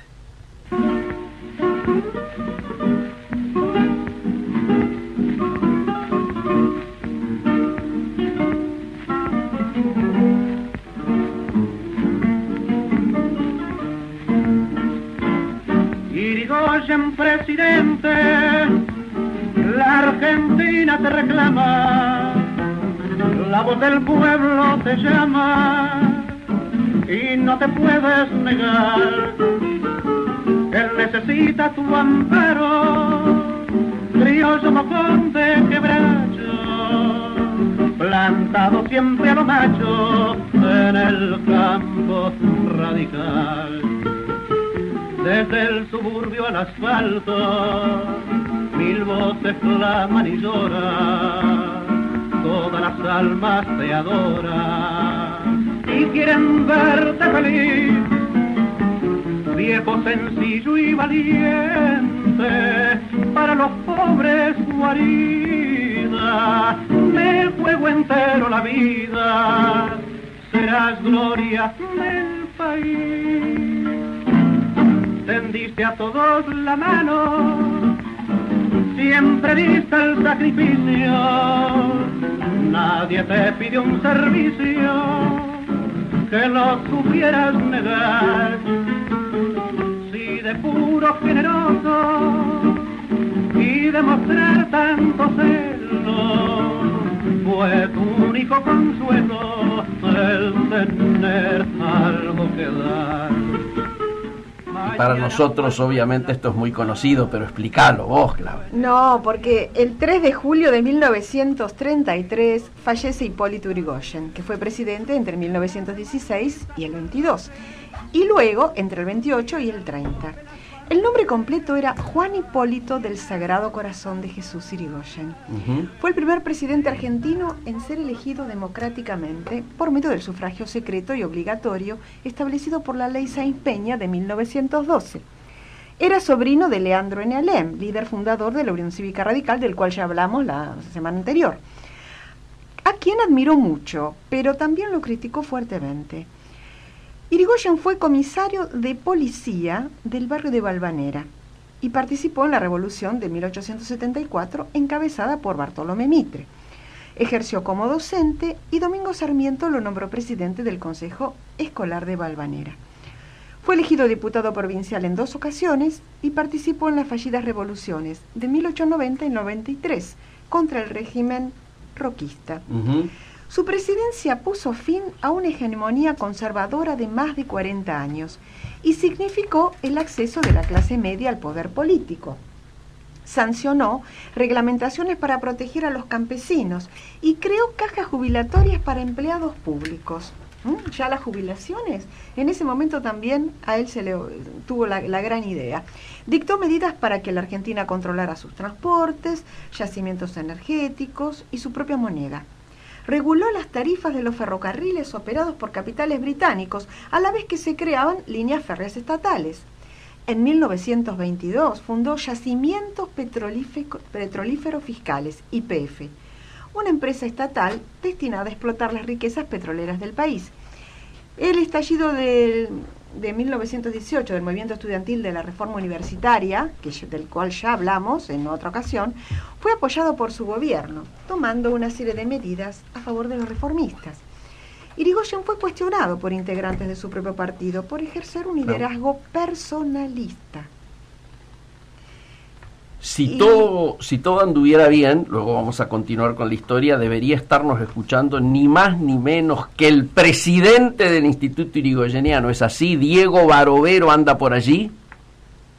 Buenas tardes, Ponce. ¿Cómo le va? Muy buenas tardes. Aquí Claudia estaba iniciando una historia, una semblanza, ¿no es cierto?, luego de haber escuchado el tango famoso, pero queríamos lógicamente en esta oportunidad hablar posiblemente con la máxima autoridad que hay actualmente en la Argentina en relación al conocimiento de esta temática y que además logra mantener en pie, ¿no es cierto?, y cada vez con más fuerza el recuerdo de don Hipólito Yrigoyen. Adelante usted. Bueno, muchas gracias, un gusto escucharlos y desde ya son exagerados sus conceptos, pero se los agradezco afectuosamente. Estamos aquí con Héctor Zavala y Claudia Sánchez, que desde ya te vamos a escuchar con mucha atención en relación a, primero, lo que quieras decirnos en relación a Hipólito Yrigoyen y segundo, los actos que están planteados al respecto, ¿no? Bueno, hoy se cumplen precisamente 85 años del fallecimiento de Hipólito Yrigoyen. Fue una figura singular y casi te diría inigualable de la política argentina. Ningún liderazgo de carácter popular y democrático se pareció al de Hipólito Yrigoyen, porque fue un liderazgo construido desde abajo hacia arriba, sin ocupación de cargos ejecutivos, sin utilización de fondos públicos, con la estructuración de un partido político pueblo por pueblo, ciudad por ciudad, provincia por provincia, desde la nada, con una idea regeneradora de la vida cívica del país y planteando un mensaje, si se quiere, un poco utópico, pero realmente muy sano, que era hacer de la Constitución Nacional un programa de gobierno. Correcto. Precisamente en tiempos en el que a finales del siglo XIX y comienzo del siglo XX la Constitución regía, pero limitadamente en razón de que no existía el sufragio popular. Correcto. Las luchas cívicas, revoluciones, abstención, organización de un partido como la Unión Cívica Radical, el partido más antiguo de América, le dieron ese contenido hasta lograr que en 1910 el presidente Roque Sáenz Peña apoyara estas ideas a partir de la sanción de lo que se llama Ley Sáenz Peña, que en realidad es un conjunto de leyes que establecieron el padrón militar, el voto secreto universal y obligatorio, establecieron el escrutinio en poder del poder judicial y no del gobierno de turno, y luego, bueno, las primeras elecciones con sufragio popular que lo llevan a Irigoyen a la presidencia en 1916. Fíjate también en qué contexto, en el contexto de la Primera Guerra Mundial, claro, que alteró absolutamente las relaciones económicas mundiales, Europa en crisis, la economía argentina eminentemente agroexportadora también en crisis, y ahí es donde se empezó a ver lo demás, no solamente la cuestión de lo institucional, de la reconstrucción de los vínculos y de los lazos de lo que llamamos hoy el sistema republicano y representativo, sino también la definición de una cuestión programática de gobierno con medidas concretas, con decisiones orientadas a privilegiar una equitativa o más simétrica distribución del ingreso nacional, creación de riqueza, fundación de YPF y por ende también apuntando a la nacionalización del petróleo, medidas beneficiosas para el agro, para los productores, para la pequeña industria, las primeras leyes de previsión social, y por supuesto en el año en el que se están conmemorando los 100 años de la reforma universitaria, un hito a nivel mundial que cambió para siempre y más allá de nuestras fronteras el paradigma de la organización de las casas de estudios superiores y que luego tuvo trascendencia no solamente en las demás universidades, no solo en Córdoba, las demás universidades argentinas, sino las de Latinoamérica, y también llegó 50 años después algunas de sus consignas a tener eco en aquella convulsionada Europa del Mayo francés. Correcto. Contanos, Diego, ¿qué están pensando, qué han organizado para la fecha, para conmemorar la fecha? Bueno, el instituto todos los años lo que hace desde que existe, el instituto tiene más de 70 años, los ha cumplido el 1 de junio, y desde que es Instituto Nacional, por ley 26.040, votada por unanimidad de las dos cámaras del Congreso, tiene a su cargo la celebración oficial de las fechas vinculadas a la figura de Irigoyen, fundamentalmente el 3 de julio, su fallecimiento, el 12 de julio, día de su nacimiento, y el 12 de octubre, que son las dos asunciones como presidente de la República.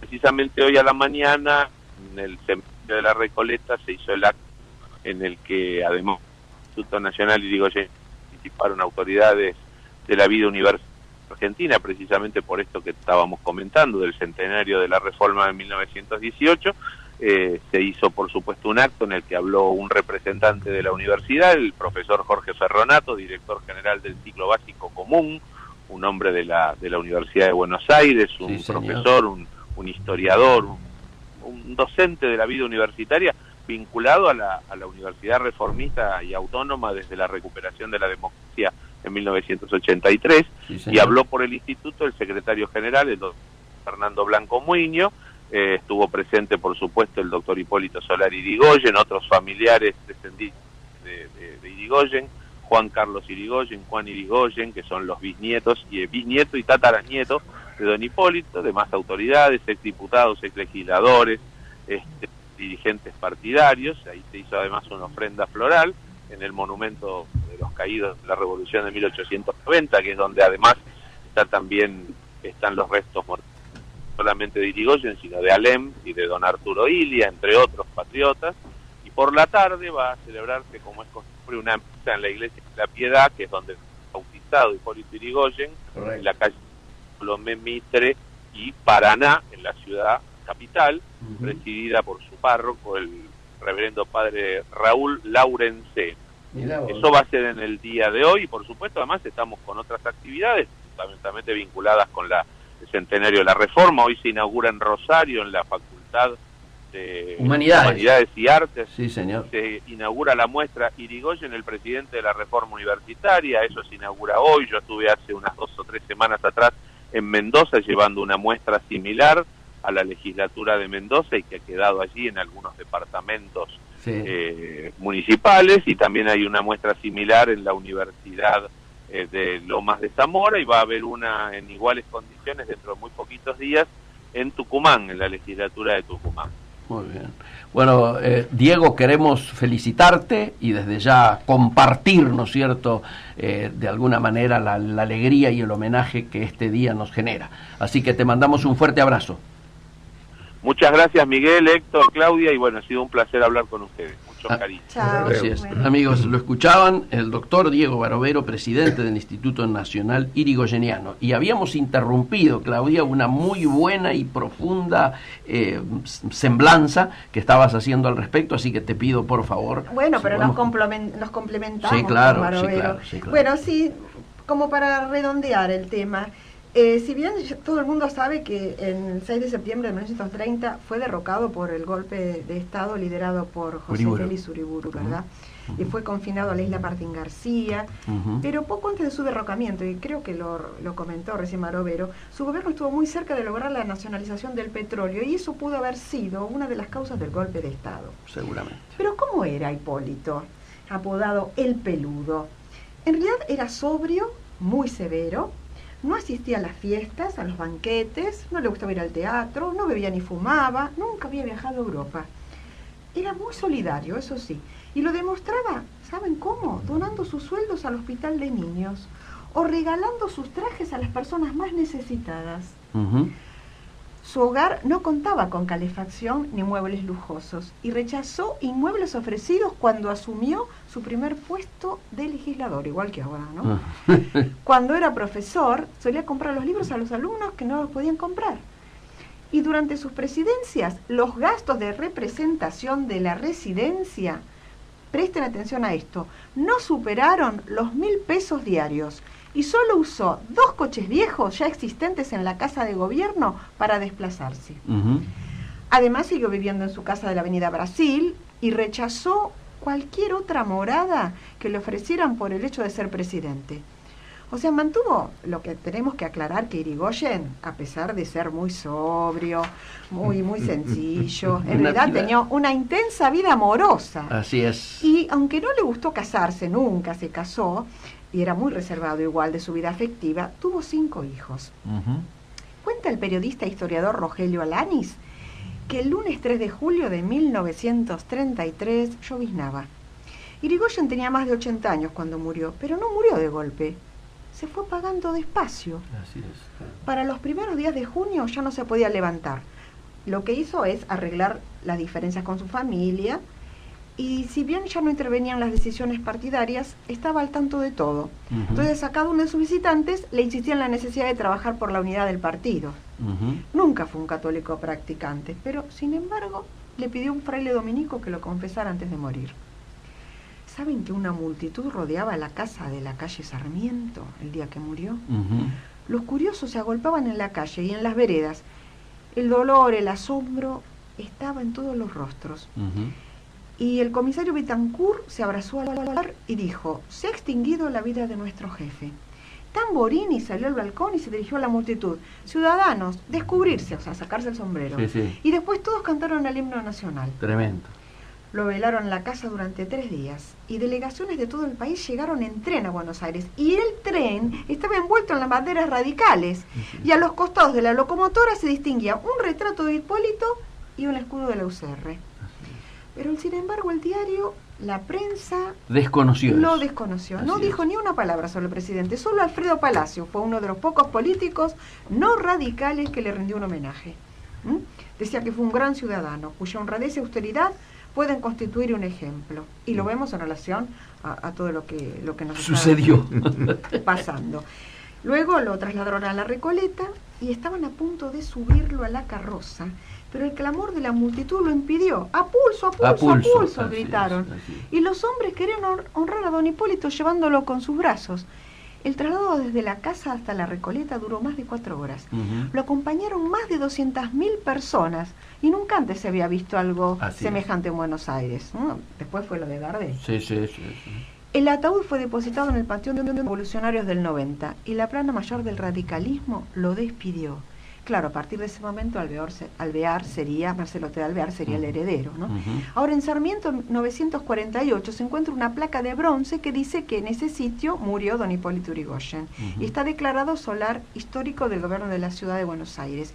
Y otra placa se encuentra entre la calle Brasil y Bernardo de Irigoyen, donde estuvo el edificio donde él vivió. Así es. Pero como construyeron la autopista 9 de Julio Sur, bueno, se demolió toda la manzana y ahora es una plaza pública. Yo le quería contar un recuerdo personal que me contaba mi abuela. Mi abuela lo quería mucho, Hipólito Yrigoyen, lo llamaba, que era muy, como le decían, el peludo, ¿no? Sí. Pero decía que era muy bonachón y a veces lo veía caminar, porque ella vivía a una cuadra. Y el día que lo derrocaron, se asomaron, toda la familia se asomó al balcón porque veía que le estaban tirando por la ventana la cama y todos los muebles. Así es. Y ella se puso a llorar porque veía que los pueblos eran tan pobres, que la cama parecía de hospital, que la mesa de luz estaba destartalada. Y sin embargo, lo arrojaron como si fuera un perro. Sí, sí. Y siempre me contaba esa anécdota muy emocionada. Bueno, ese fue mi recuerdo a Hipólito Yrigoyen. Excelente, excelente, muy apropiado. ¿Querías decir algo? No, es tocante, ¿no? Muy tocante. Y además lo comparás, como decían recién, con lo que vino después. Con lo que vino después. Es un abismo. Es un abismo. Y vos fíjate que de pronto, ¿no? Uniendo estas parábolas que se dan entre los inicios de los programas y los finales, la reacción del pueblo mexicano fue precisamente a un modelo, ¿no es cierto?, antagónico al que significó Hipólito Yrigoyen. Fue contra la corrupción, ¿no es cierto?, esencialmente, y don Hipólito quedó en la imagen así de los pueblos como un tipo de mucha fuerza y que reivindicó lo popular, él tenía un buen pasar antes de meterse en política, y él arriesgó su dinero y puso su dinero al servicio de una causa y terminó pobre. No, y esto además era una de las características, esto que ella relataba muy bien, la austeridad con la que se manejó, que yo creo que impregnó, ¿no es cierto?, a muchos radicales después, porque don Ilia tenía ese modelo, ¿no? Ese modelo, o sea, que ya a esta altura es como mirado casi como obsoleto, ¿no es cierto?, pero que tenía un significante muy fuerte en ese momento, porque hay que era la cosa del servicio. Exacto, a eso iba. Es un modelo de servicio, no modelo de poder. Absolutamente. Alfonsín también lo tuvo. También lo tuvo, ya de otra manera, ¿no es cierto?, más ayornado a los tiempos, pero objetivamente sí, eso ha quedado muy fuerte. Muy impregnado. Muy impregnado. Don Héctor, ¿qué se le ocurre que contemos? Tenemos dos cosas en las manos. Una, hablar un poquito del Mundial, y otra de publicidad. Si querés, le arrancamos con el tema publicitario brevemente, o le pedimos a Aníbal que ponga la música del Mundial y hacemos absolutamente, hacemos un poquito. Bueno, actualizamos un poco, nos queda muy poquito tiempo. Mientras Colombia e Inglaterra en este momento están empatando 0-0. A punto de terminar el primer tiempo, ¿no es cierto? Sí, señor.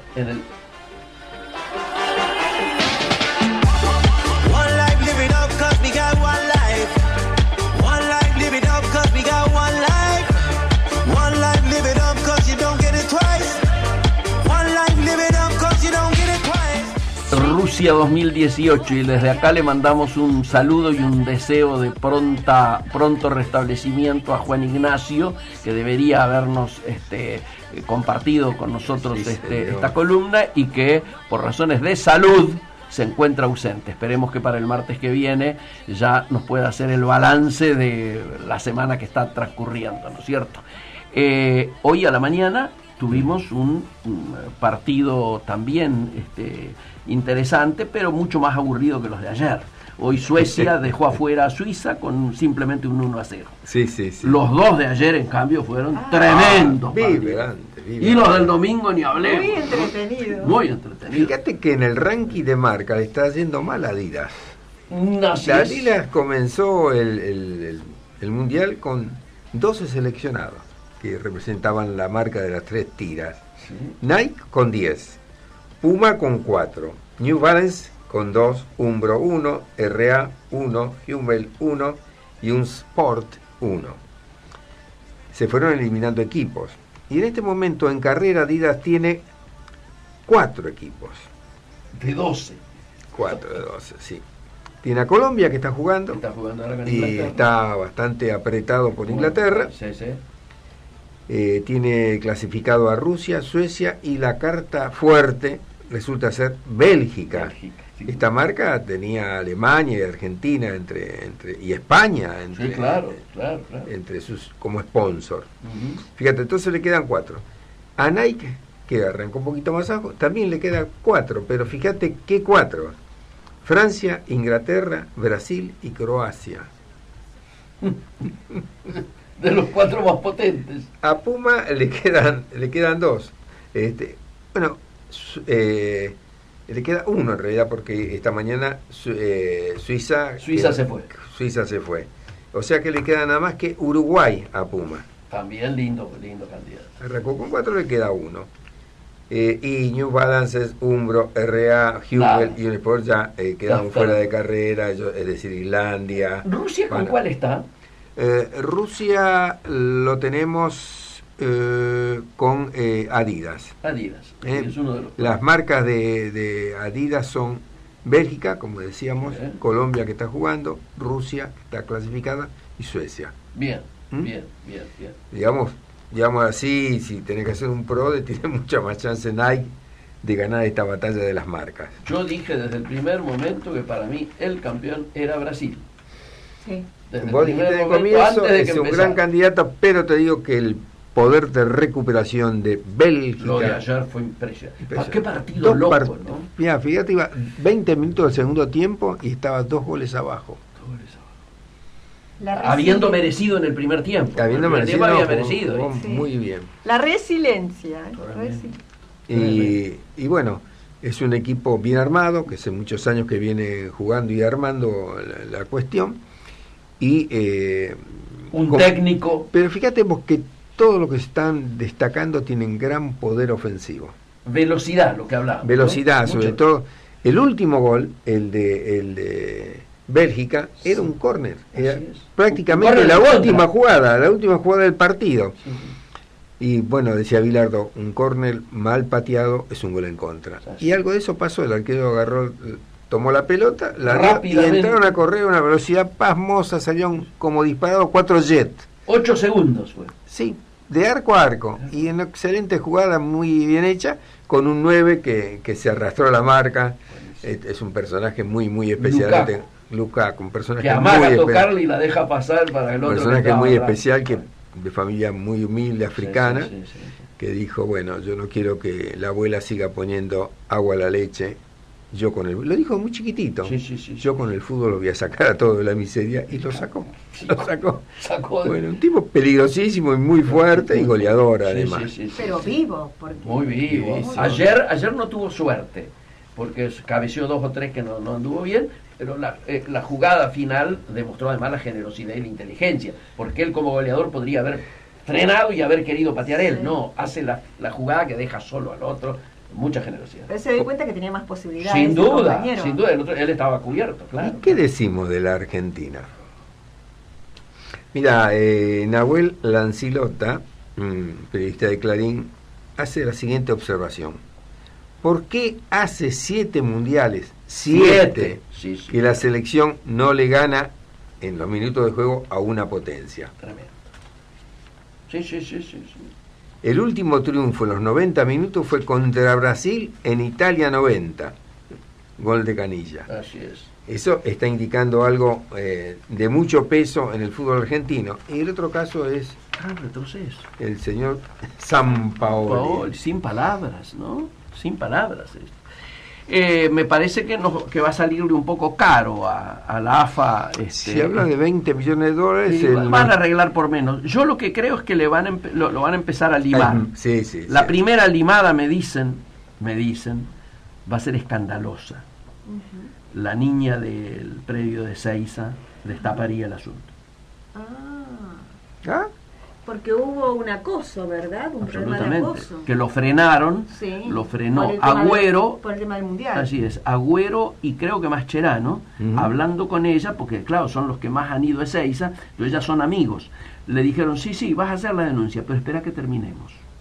Y aparentemente eso sería. Y ahora impulsarían este tema. Y hay quien dice que la AFA estaría interesada en impulsarlo porque se ahorraría algunos más. Mira, yo leí hace unos días, concretamente el 23 de junio, una columna de Nicolás José Isola, que es un filósofo y doctor en ciencias sociales, que es demoledora. Sí. El título es Sampaoli condensa con sus gestos todo lo que un líder no debe transmitir. Así es. ¿Y qué es? Gestos, impaciencia, ansiedad, mal humor y mal educado. Terrible. A un jugador croata le decía boludo en la cara. Una barbaridad. Bueno, pareciera, Héctor, la contracara de lo que se está hablando en relación a Tavares. El maestro. Ay, sí, al maestro. Un ejemplo. Eso que ha circulado, escrito creo que en Wall Street Journal o en uno de los diarios extranjeros. Sí, Wall Street Journal. Que es un poema. Además lo pinta en cosas que uno que lo conoce mucho, Tavares, yo no lo tenía tan presente. Culto, generoso. Maestro Un maestro como debe ser. Bueno, un parrafito final señor, para las marcas, para la publicidad. Festival de Cannes no le ha ido bien a la Argentina para nada, así que se habla de una situación de crisis económica, de situación de angustia en las agencias, pero Argentina en algún momento fue tercera potencia del mundo en creatividad. Sí, señor. Vos lo comentaste acá. Ahora no se sabe dónde está, pero no está entre los 10 primeros. Estamos fuera de los... Y el dato más fuerte es Cannes, el reciente festival, donde Argentina inscribió 647 piezas. Cada inscripción cuesta plata, entre 500 y 700 dólares cada una. O sea que hay pero al festival tampoco le está haciendo demasiado bien porque el grupo Publicis dice que no quiere seguir invirtiendo en eso, y este año bajaron las inscripciones, que igual fueron 32.372. En el 17 habían sido 41.170. Claro. Y de la cosecha de leones muy magra para Argentina. Solo un león de oro.